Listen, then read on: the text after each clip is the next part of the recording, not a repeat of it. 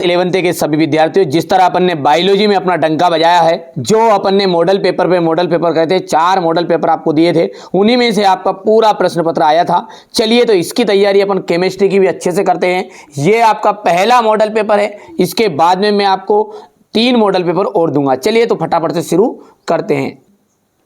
एक पदार्थ 80% कार्बन और 20% हाइड्रोजन है, वह पदार्थ होगा तो C2H6। परिवर्ती संयोजकता प्रदर्शित करते हैं तो संक्रमण तत्व परिवर्ती संयोजकता प्रदर्शित करते हैं। शुद्ध जल की जो मोलरता होती है वो कितनी होती है, तो 55.6% होती है। शुद्ध जल की मोलरता कितनी होती है, 55.6%। चुंबकीय क्वांटम संख्या संबंधित है विन्यास से, सिग्मा बंध और पाई बंध से प्रबल होता है। ठीक है, आयनन विभव का न्यूनतम है अक्रिय गैस। ठीक है बेटा, यहाँ से अपन देखेंगे तो ये आपका हो जाएगा यहाँ पर। ठीक है, इसके बाद में अपन आगे बढ़ते हैं यहाँ पर और आगे देखेंगे उत्कृष्ट धातुओं की इलेक्ट्रॉन बंधुता कैसी होती है, तो 0 होती है। तत्वों के गुणों की क्रम से पुनरावृत्ति को तत्वों की आवर्तिता कहते हैं। ठीक है, ये क्वेश्चन नंबर 3 है आपका। यहाँ पर देख सकते हैं किसी तत्व के समस्थानिकों में न्यूट्रॉनों की संख्या असमान होती है।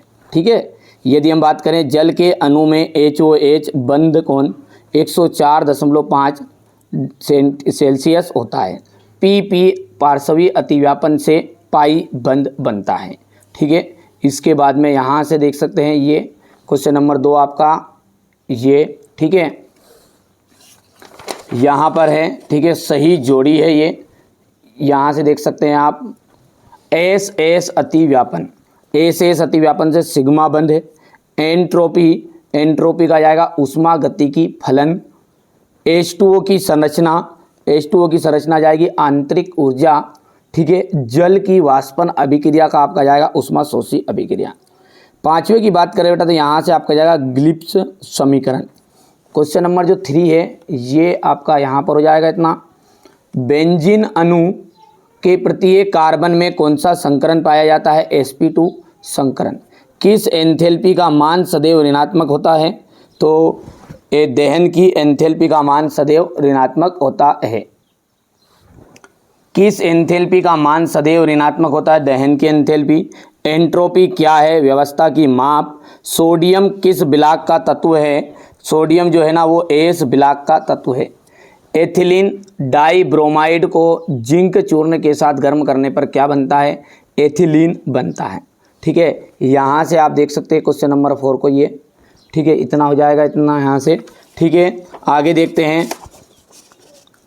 यहाँ पर आ जाएगा ये क्वेश्चन नंबर 5 है आपका, ये हो गया। ठीक है, ये यहाँ से क्वेश्चन नंबर 5 होगा, इंग्लिश मीडियम का बच्चों का जाएगा। ठीक है, ये आपका क्वेश्चन नंबर 6 है। द्रव्यमान संरक्षण का नियम क्या है, इस नियम की आधुनिक स्थिति क्या है। मूलानुपाती सूत्र क्या है। किसी विलयन की मोलरता को परिभाषित कीजिए। डाल्टन के परमाणुवाद के मुख्य बिंदु लिखिएगा। एनोड किरणें कैसे उत्पन्न होती है, उसके गुण लिखिए। यदि हम बात करें परमाणु के मौलिक कण क्या है, इसके नाम, द्रव्यमान एवं आवेश सहित लिखिएगा।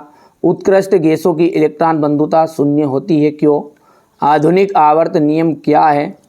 पाई बंध और सिग्मा बंध में अंतर बताना है। संकरण के नियम आपको देने हैं। लुईस अम्ल लुईस क्षार से आप क्या समझते हैं, उदाहरण से दीजिएगा। बफर विलयन के उपयोग, यहाँ से अपन देख सकते हैं क्वेश्चन नंबर ये 12 को, ये हो गया इतना। ठीक है, इसके बाद में अपन आगे बढ़ेंगे तो ये क्वेश्चन नंबर आपका 13 है। क्रोमोटोग्राफी किसे कहते हैं, क्रियात्मक समूह समावयवता किसे कहते हैं। ली शीतलीय नियम के आधार पर किसी उत्क्रमणीय अभिक्रिया की साम्यावस्था पर पड़ने वाले प्रभावों को लिखिएगा। pH मान को स्पष्ट कीजिए। विद्युत अपघटनीय सेल तथा विद्युत रासायनिक सेल में अंतर। नस्टर समीकरण ये देख सकते हैं। क्वेश्चन नंबर 16 को देखना बेटा, यही प्रश्न आपके 100% आने के चांस रहेंगे। आप तो जिस तरह मैंने आपको बायोलॉजी में बताया और पूरी चीज़ें फंसी, इसी तरह इसमें भी पूरी चीज़ें फंसने वाली है।